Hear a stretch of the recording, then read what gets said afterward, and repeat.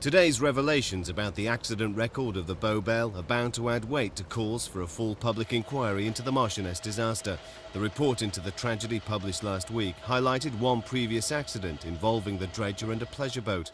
But now details of other accidents as far back as 1965 have come to light.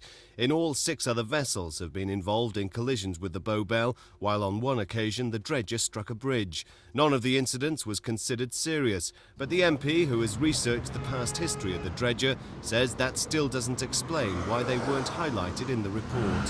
When I saw the report, I was startled to find that they were not included. 6 of them were not mentioned.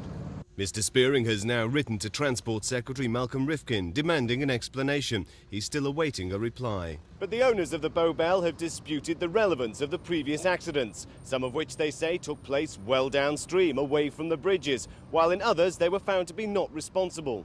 That's a view which seems to be supported by the Department of Transport, who said that although the previous accidents weren't mentioned individually, they were covered in general terms. But Mr Spearing maintains that a report on a tragedy of the Marchioness scale has to be more detailed.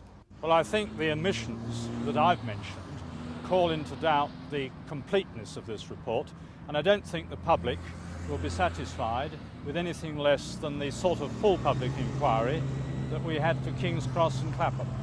Relatives of the Marchioness victims feel the same. They're hoping for a face-to-face meeting with the Transport Secretary in the coming weeks to put forward their concerns. Rob McBride for Thames News.